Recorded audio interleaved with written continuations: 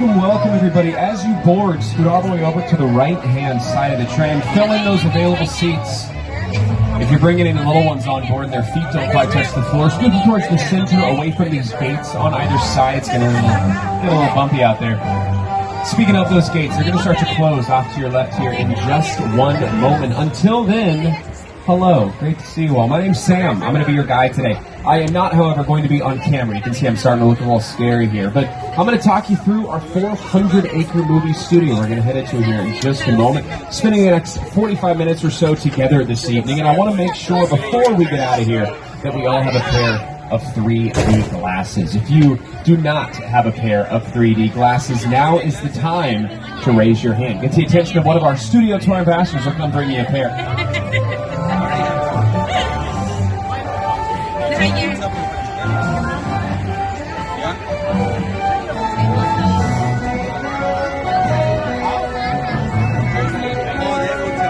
All right, folks. We're going to be heading out of here in just one moment. And it is a really exciting time on the lot right now. We have several different television shows set up for production. We're going to pass by a lot of those filming locations today, including where we filmed season 1 of The Paper. We sell products made out of paper, toilet tissue, and local newspapers. That is in order of quality. My name is Ned Sampson. I am your new editor-in-chief. Have you read this paper? It sucks. But we are going to make it better. I hope it's not too disruptive to have me shake everything up. Don't be so self-deprecating. Not again. Season 1 now on Peacock. We'll talk a little more about that one when we head out there tonight. Well, currently we're waiting on our driver. Once our driver joins us, we'll be heading into that 400-acre movie studio. So I want to know before we go, do we have any first-timers? Anyone who has never been on board one of these? You give us some up here. Welcome. Great to have you. I can see the hands back there as well. And what about birthdays? Anybody celebrating themselves, or are they just like lying for attention? Both are fine. Oh, happy birthday back there in car 2. And of course, I had a feeling based on the glasses. All right, everybody. Well, we're going to rock and roll here for just a moment. As we wait our driver, sit back, relax, watch these gates here off to your left. Watch me for the changes and try to keep up. 1, 2, 1, 2, 3, 4.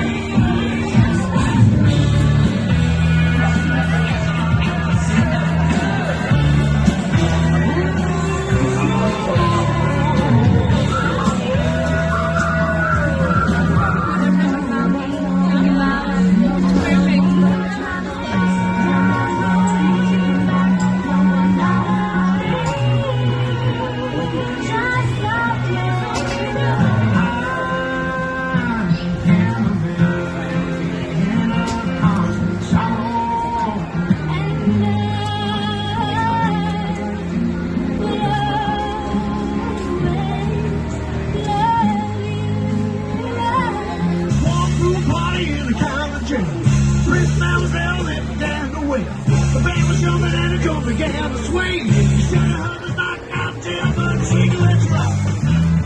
Everybody, let's rock. Everybody on the wholesale block. We're dancing to the jailhouse. Thank you so much. You're a good man.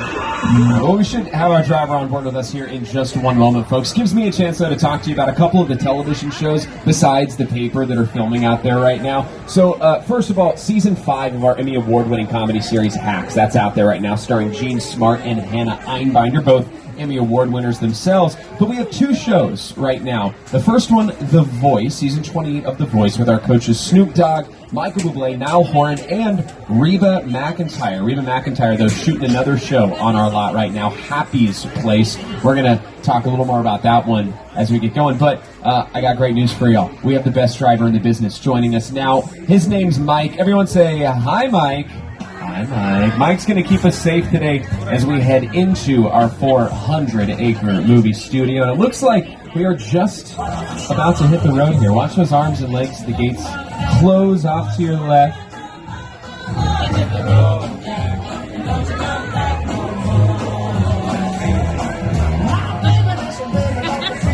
And away we go. Do me a favor, smile and wave goodbye to the beautiful people still standing in line as we leave the theme park behind. And folks, as we get started, I have one more introduction to make. My co-host for this evening. You may recognize him from SNL or The Tonight Show, hosted by Jimmy Fallon. It is Jimmy.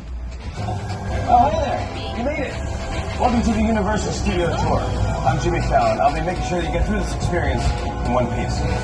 You've got the very best guys. Sam. And the greatest driver. Mike. You're the best. I love that. Even though Sam. posing $5. I think you guys are excited to get on the tour, but first, a few safety rules. That's right. Just a few safety rules to go over for your comfort this evening. First, if you need guest assistance, you have a medical emergency, drop something of value off the side of the tram, or have any sound or video issues, please reach up, grab that red cord above your heads. I'll come back to assist you as soon as it's safe to do so. Otherwise, throughout the entire tour, remain seated, keeping your arms and legs inside the vehicle at all times. The studio is private property, so that any time you drop your phone or just can't wait to use the restroom, pull that cord and stay seated. Please no smoking of any kind, and be prepared. Our tour will be featuring loud noises, sudden tram movements, fire effects, and many water effects. Have those cameras out for great photo opportunities. Keep an eye on them so they don't get wet. And finally, for your safety and the safety of those around you, please do not use selfie sticks while on board. But that's it for the safety rules, so let's get started on the world-famous Universal Studio Tour as we begin to make our way down the Universal movie timeline. You'll notice these movie posters off to our right-hand side. These just a few examples of the almost 8,000 films Universal has released, dating back over 110 years. But if we fast forward to 2025, we have some pretty exciting stuff going on still. Let's start off to our left. This big roller coaster, right? Fast and Furious Hollywood Trip, set to open up in the new year. We're already testing cars on the track. It's very exciting. And as far as movies go, we got a great one in theaters right now, Wicked for Good, starring Cynthia Erivo and Ariana Grande. You see in just a couple of weeks, or actually 1 week, Five Nights at Freddy's 2 will be in theaters on December 5th, starring Josh Hutcherson. But this 400-acre lot, as I mentioned, the largest in Hollywood. So large that Universal is its own city, right? Universal City, with its own zip code, and coming up off to our right-hand side, very own fire station 51, where our incredible firefighters are on duty 24/7, keeping us safe in our little city, both in the park and on the studio that we are just about to enter into. And this studio is split up into two different sections, the front lot and the back lot. We're going to spend most of our time together this evening in the back lot, looking at some of our big exterior sets, but we're going to start for the first few minutes in the front lot. And this is where we do most of our filming, inside of our sound stages. These massive soundproof warehouses, we build our sets inside of. We have 36 of them, and coming up off to our left, once we round this corner, you're going to see the oldest one we've got, Soundstage 12, built back in 1929. This has been the filming location for everything you're now seeing on your screens.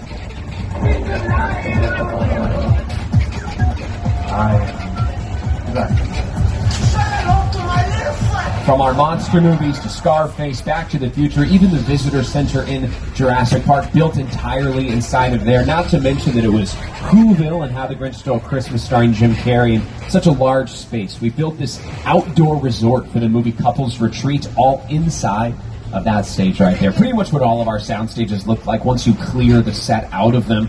Just like the 5 coming up here off to our left. Now, these first 3 have some history to them as well. Alfred Hitchcock used some of these when filming Psycho, a film we're going to be returning to a little later on in our tour today. More recently, though, this is where we filmed the past 4 seasons of Hacks, our Emmy award-winning comedy series. Season 5 now shooting on the lot, but these next 2, 8 and 7, we just said goodbye to a television show that had been filming in here for 4 years, and that is Bel Air. Our modern dramatic reimagining of The Fresh Prince of Bel-Air stars Jabari Banks and Ali Sholatan, all 4 seasons, streaming now on Peacock. And as we round this corner, I want to highlight one last soundstage off to our left-hand side, Soundstage 14. Now, let's go back to 1995, 30 years ago. That's when Ron Howard moved in his Mission Control Center set for Apollo 13. You may remember in that movie, Tom Hanks says the famous line, "Houston, we have a problem." Well, when he says that, he's talking to 14 in that exact recreation of NASA's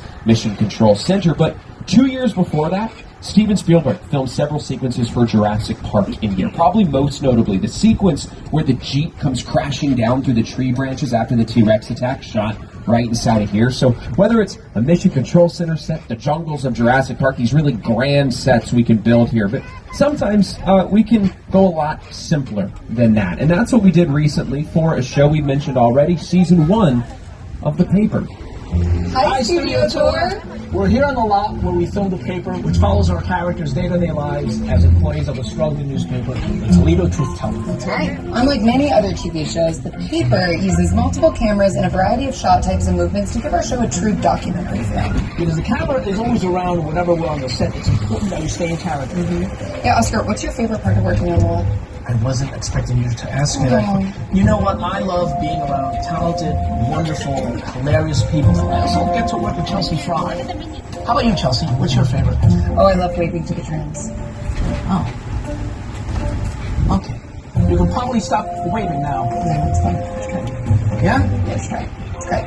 Season 1, streaming on Peacock. A lot of those newspaper office sets you saw built in 19 off to our right. Same soundstage Seth MacFarlane used when filming Season 2 of Ted, starring that guy off to our left-hand side. Our very own Teddy Bear is here to welcome us to the final portion of our front lot. These gray buildings behind him are some of the busiest on our lot because these are the production offices of some of the biggest names in Hollywood. Actors, writers, producers, directors. We have animation companies like Illumination, the people that brought to life the Despicable Me franchise. We have the creative team, Phil Lord and Christopher Miller, guys behind the Spider-Verse movies, now working on Beyond the Spider-Verse. But we're also approaching the office of an Academy Award-nominated producer, Mark Platt.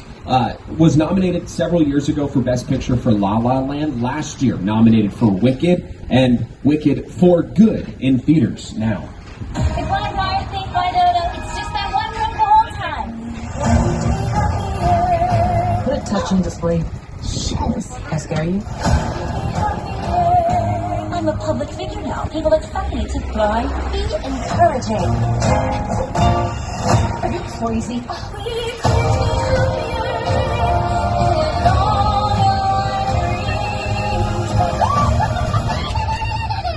where'd you get that?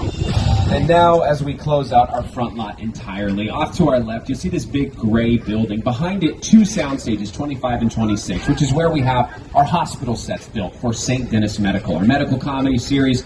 Both the seasons 1 and 2 now streaming on Peacock, starring Winnie McClenny-Covey, David Allen Greer, and Allison Tolman. But this is also the moment in our tour where we cross the imaginary boundary from the front lot into the historic Universal backlot. Now, in just a moment, we're going to get a great look into New York Street, which is the heart of our metropolitan sets, the city sets used by some of the biggest productions in the world. And right now is no exception. We're actually not going to be heading into our metropolitan sets today because we have a really big production shooting in there. Sometimes we have productions that are so massive in scale that they ask us to keep it top secret. So that's what we're doing today. There will be plenty for us to see, especially when we drive by these in just a few minutes here. I do want to highlight one recent production to film in here, and that's Ted, right? Turning New York Street into a 1990s Boston. Here's Seth MacFarlane to show us a little bit of the work they did back there. Hi everyone, Seth MacFarlane here, and I'm excited to share with you a behind-the-scenes look at my Peacock original event series, TED. It's a prequel series set in 1993, and that means our skilled craftspeople had to build a high school, a house, and even recreate downtown Boston as it looked back in the day using exterior sets and facades that you're about to see on the tour. But I should warn you, TED is intended for mature audiences only. So grown-ups, tell the kids to go in the other room before you watch. Oh, come on! That's right. So, of course, we call it New York Street, but we are not limited to New York City. The street's specifically designed to be able to become really any major metropolitan city in the world. When we pull forward, something that you may notice about New York Street is there's nothing on the sidewalks, right? We leave the sidewalks bare intentionally because this is where you add all of those details as to not only where in the world we are, but when we are, as we do go backwards and forwards in time a lot in our metro sets, creating a 1940s Brooklyn back there for Captain America, the first Avenger, a now iconic scene where barefoot Chris Evans runs down the streets of Brooklyn, and then even transforming it into Gotham City in George Clooney's Batman and Robin movie back in the late 90s. I do want to show you one other clip that's shot on this little stretch of road of New York Street that we're about to see here from the Blues Brothers, 1980 comedy classic that starred Dan Aykroyd and John Belushi. Here's director John Landis talking about a stunt we were able to pull off right here on New York Street. When the Pinto fell and you saw it land and make this big hole in the street, that was on the back lot. We dropped it from a crane. You dig like that in Chicago, not a good idea. That's right. So these stunts that we're able to pull off, you really are very limited when filming on location. If you were to actually go to Chicago, you could never dig that big ditch in the street. But here, you can do anything that you really need to make your production work the way the filmmaker envisions it.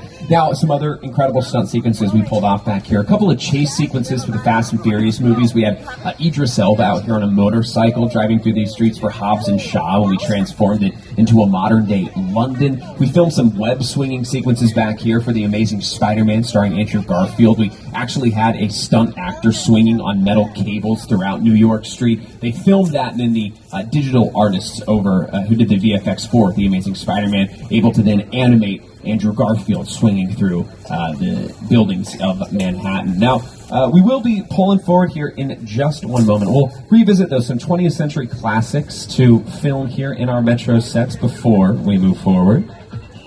We used to have this above-ground railway. In fact, Streets of Fire, it's a pretty interesting production because this is a movie that takes place over the course of one night, entirely at night, right? So you got a 90-minute movie, and it's dark the whole time. So the producers had two choices. They could either film only night shoots, right? Every time you come to film this movie, you're coming in the middle of the night. Or they could film it during the day and plunge these sets into darkness. You notice that black tarp on top of the sets. They literally just laid that across the entire metropolitan area, plunging it into darkness, resulting in this very convincing nighttime scene on your screens there.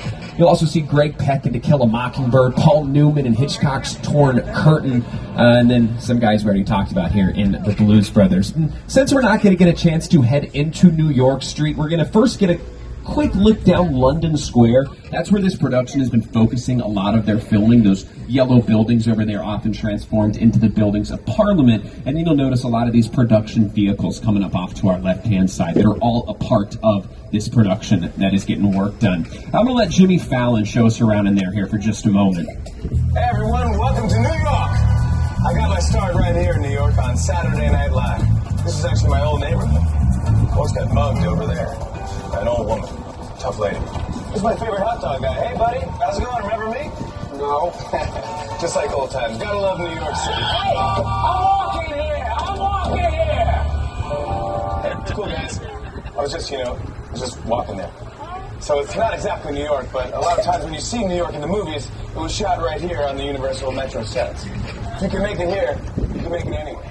Even if you make it here on the Universal lot. That's right. And as we move away from some of our more classic sets on the lot, we're going to move to some of our more classic movies off to our right-hand side. Our Monster Mural, right? This incredible art piece brought to life back in 2019. And this was entirely designed and spray painted by one person, LA-based artist Tristan Eaton, one of the most talented graffiti artists in the world today. An instrumental part of the process of designing these murals was getting to go to the Universal Archive. Going there, I got to see in person props from the movies, photos from behind the scenes, original illustrations from those movie posters, all this stuff. That's right. But let's briefly return to the 21st century before talking more about these monsters. And I want to point out these sound stages coming up off to our left. 30 and 31. You'll notice these elephant doors are open over there. Well, we're loading in season 28 of The Voice right now. Hey there, Studio Tour. I'm Snoop Dogg from The Voice. And we tape our show right here in stage 30 and 31 in the heart of the Universal Backlot. These state-of-the-art sound stages allow us to bring every round of our show to life, from the blind auditions to the live finale, and everything in between. And if you look on your screens here, you will see all 4 coaches of this season: Snoop Dogg, Michael Bublé, Niall Horan, and Reba McEntire, right? Reba McEntire is shooting her sitcom Happy's Place right there in Soundstage 33 as well. So basically the whole week, Reba's jumping back and forth between those sound stages, shooting both of these shows. But you may have also noticed this body of water that's off to our left-hand side. The trees are going to part here in a moment. You'll get another good look at it. But this is the Hollywood Ocean. Last year, this celebrated a very special 70th anniversary, as this is what it looked like back in 1954 as the Black Lagoon, right? Featuring the iconic Gill Man, one of our many monsters, one of our many classic monster movies. And every single one of these movies shot on the Universal lot, from our sound stages to the Hollywood Ocean to our next stop this evening. One of the oldest standing sets on this studio. I would like to welcome everybody to Little Europe.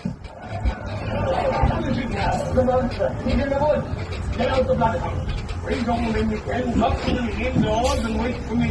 Are you ready?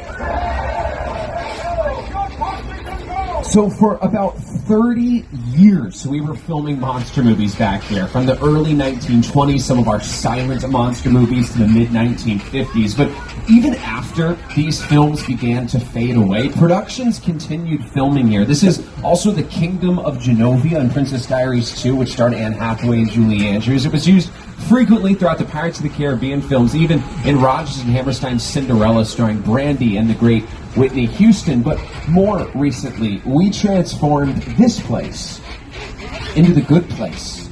You, Eleanor Showstone, are guests. Cool. This location, the afterlife, I've never ever seen this. You're in a good place. I'm not supposed to be here. I can't risk going to the bad place. Maybe it's not all that bad. How can I help you? What is the bad place like? Well, it doesn't sound awesome. All 4 seasons of The Good Place, streaming now digitally. Off to our right-hand side, though, last look at Little Europe with the Court of Miracles. This featured on screen 102 years ago in 1923's Hunchback of Notre Dame. But as we leave Little Europe behind us, I want to take just one more moment to talk about these buildings, because very similar to our metropolitan sets, the structures we see here in Little Europe are examples of shells. And we call them shells because they look great on the outside. The insides of these, though, look a little more like this, just wood framing, not suitable for interior filming, because all of that interior filming happens in our sound stages, right? These empty warehouses that are almost 100% soundproof, that we can custom create whatever environment the production might need. And we've talked quite a bit about sound stages today, so I think our natural progression here on the tour only makes sense for us to head directly into one. Please remain seated, keeping those arms and legs inside the vehicle as we make our way into Soundstage 50. Now, Soundstage 50, you'll notice very quickly, this is not an empty warehouse, right? This is a permanent set, this underground subway station constructed back in 1989 as part of this soundstage.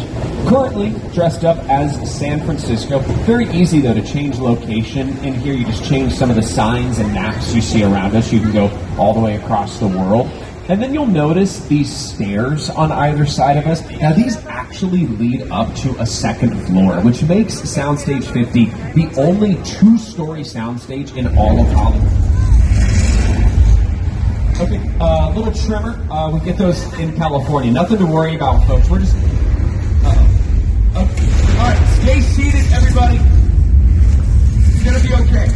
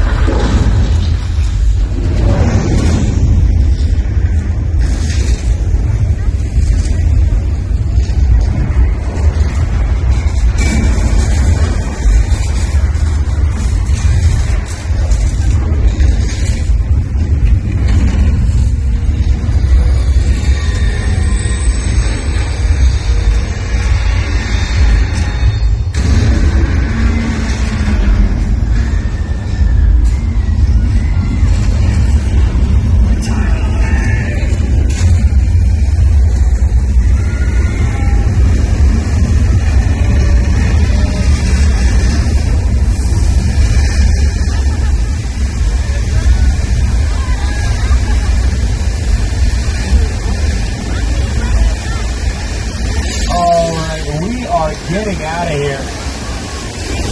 And congratulations, everybody. You all just survived Earthquake, the big one. Give it up for yourselves. This attraction, as I mentioned, opened up in 1989. Since then, it's been a beloved Earthquake attraction, as well as a fully functioning soundstage. But as we head out, I want to let you all know that we are a little bit over the halfway mark of our tour. Another reminder to remain seated, arms and legs inside the vehicle. If you need my assistance, that cord is just above your heads. But folks, that was a little stressful, right? I think we have earned ourselves a little break. So if you would all please sit back and relax as we take a nice evening trip to the beach.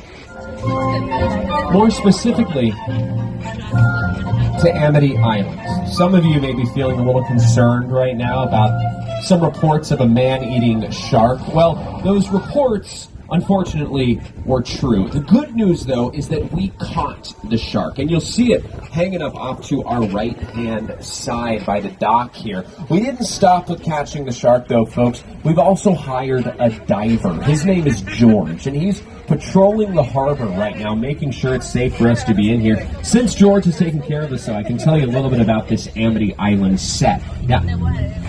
Wait, sorry, what's that noise?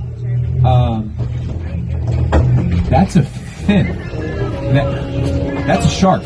George is still in the water. Hold on, everybody. George, can you come up out of the water? We did not get the right shark. You probably want to hop in the boat. Why is it George? George!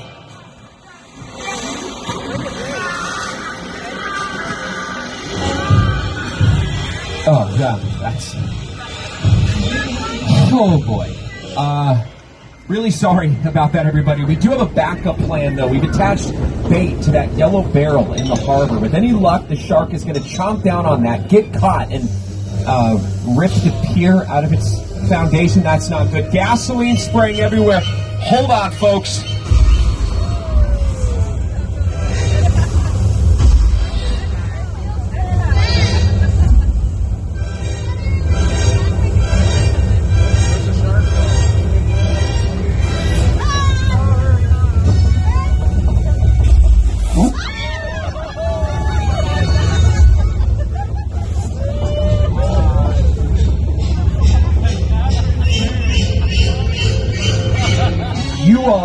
Just met Bruce. Everyone say bye, Bruce. Bye, Bruce. Bruce is our very own mechanical shark here on the lot, named after Spielberg's shark, though ours works quite a bit better than his did. In fact, on the very first day of filming Jaws, their shark sank to the bottom of the Atlantic Ocean. Kicked off one of the most troubled productions in all of movie history, though it worked out in the end. Very quickly after Jaws' release on June 20th, 1975, it became the biggest hit of all time. Such a big hit, this Amity attraction opened the next summer, which makes this the second oldest attraction on the lot. And it just so happens that our next stop this evening holds the spot for the oldest attraction. Please remain seated as we venture in to Old Mexico. And as we head in here, I'm going to turn the lights off because we are visiting to see what we have been doing here since 1968. Authentic Hollywood weather demonstrations. And our demonstration this evening is going to begin with a bit of thunder and lightning. Now normally, thunder is added in digitally using sound effects. Today we are creating it practically or in real life. But something we will always create practically is coming up off to our left right about now. Rain. Brought to life using an incredibly complex system of mechanisms called sprinklers. And the beautiful thing about sprinklers is, one, you can control where the water falls, but two, these droplets are much bigger than rain that falls from the sky, so the camera can actually see them. And you know what's funny? There's so much water falling that it creates a flooding hazard for us, so I do have to turn it off. Let me just hit this button here. The button is stuck. I can't turn it off. Cars 3 and 4, look off to your left. If you see danger, can you make some noise so Mike knows that it's time for us to get out of here? Well, that's unfortunate, folks. We have no warning. That's a flash flood. Hold on.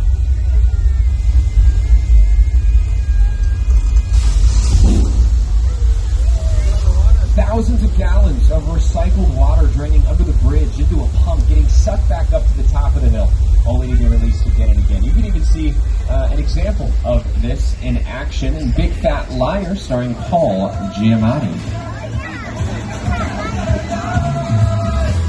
You can't outrun the wolf, kid! Yeah, we'll see about that.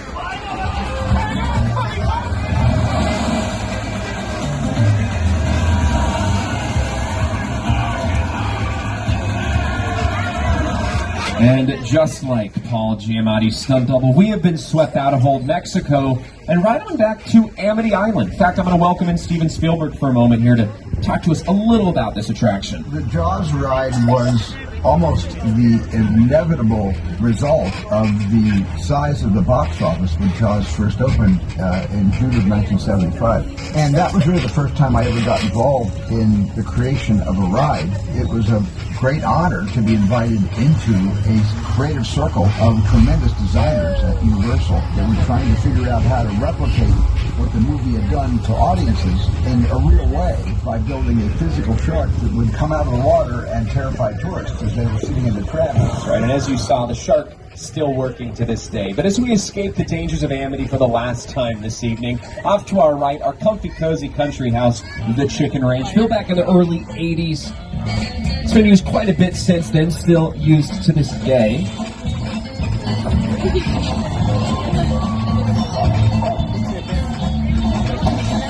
But as we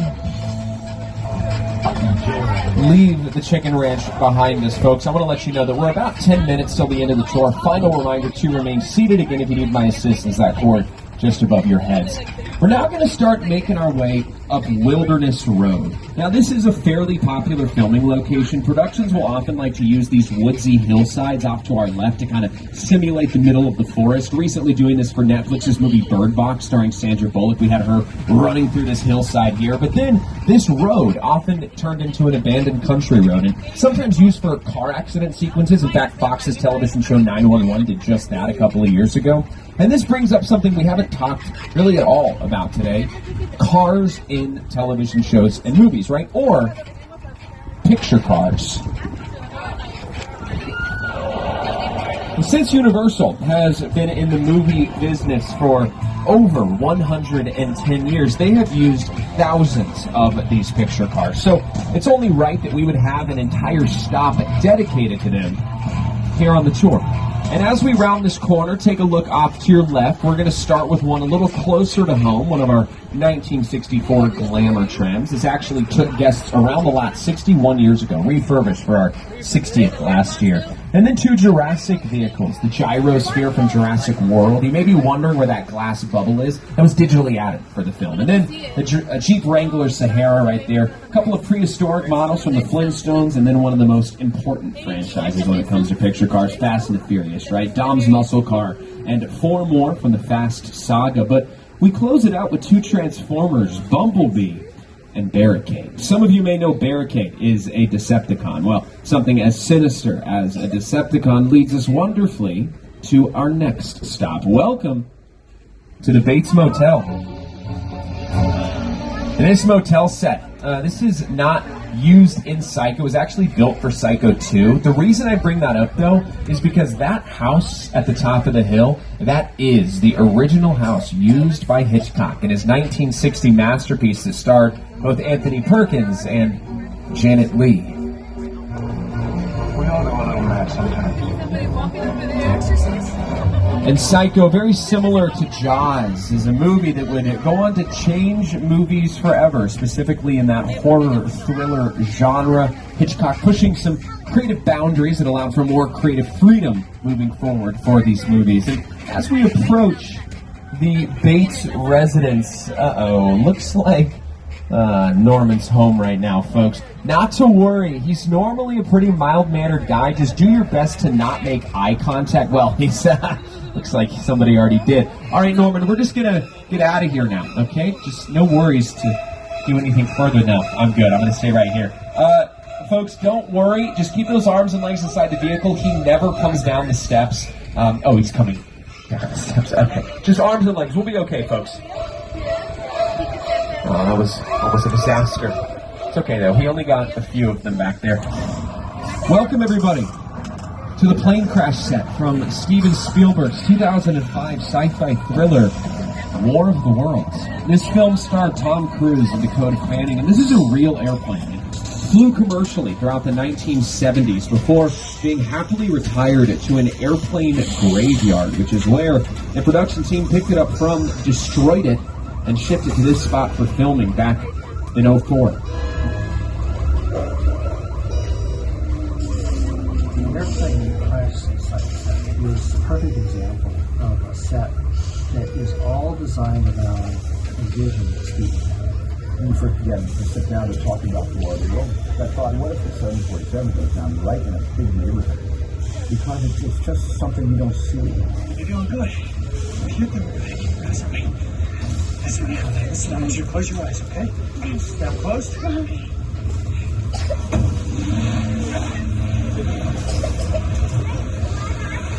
Robbie, get in. Get in.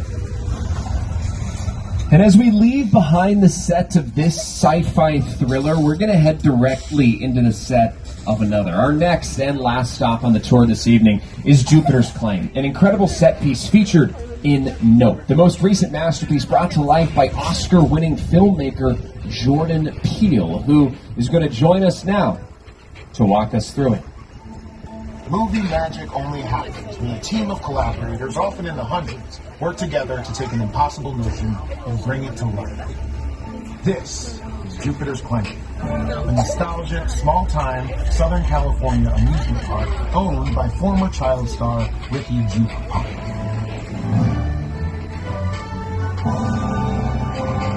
Over there, look into the winking well and have your picture taken just like the kids in that old 90s movie Kid Show. That's what this whole place is loosely based on. Remember that one? No? Blood. A little further down, you can see the brilliant Star Lasso experience. Used to showcase an unbelievable new live show. Oh, it's not looking so live anymore. Anyway, behind this Hollywood fantasy of a gold rush frontier town lies a sinister secret. It is smack dab in the center of the European hotspot. What's a bad miracle?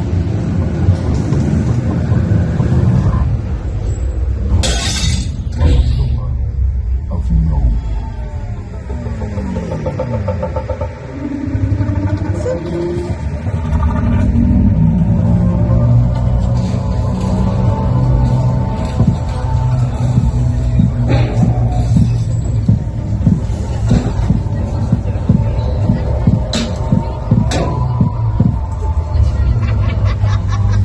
We're going to head on out of here, but if you'd like an answer to that mystery, be sure to check out Nope Marvelous Film streaming digitally. You can also find it on Blu-ray.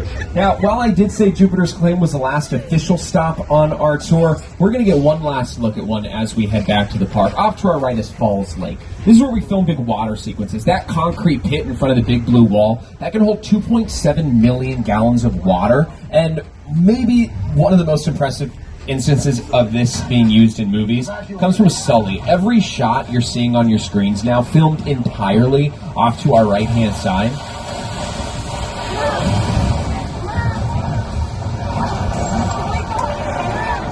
Even this shot right here. So the boats and the plane, that's all real, but the surrounding Hudson River and the background, that New York City skyline, it's all digitally created. Results in this bit of seamless movie-making shot just in front of that big blue wall off to our right. But with that, folks, we're going to begin to wrap things up here on the tour. First of all, I want to say thanks so much for joining with us this evening. Pleasure having you all on board. And as you head back into the park, be sure to download the Universal Studios Hollywood app. It's completely free, keeps you up to the minute on show times, wait times, and when the park closes, which will be at 7 p.m. this evening. I believe we will be having some of our holiday shows and over in Whoville and in the Wizarding World of Harry Potter. Be sure to check the app for times there. City Walk is going to close a little later than the park tonight if you want to grab some dinner, catch a movie, one of the best AMCs in the world out there on City Walk. But folks, right now, we are checking to see if they have a spot ready for us to pull back into the park. So we do have one last moment together, and I want to take this moment, if you'd all please do me one last favor, and that is to please give it up for Mike, our driver. He took care of us today. Very best in the business. Thank you, Mike, and thanks again to all of you. We'll get one last look at the beautiful San Fernando Valley off to our right-hand side. The people love you, Mike.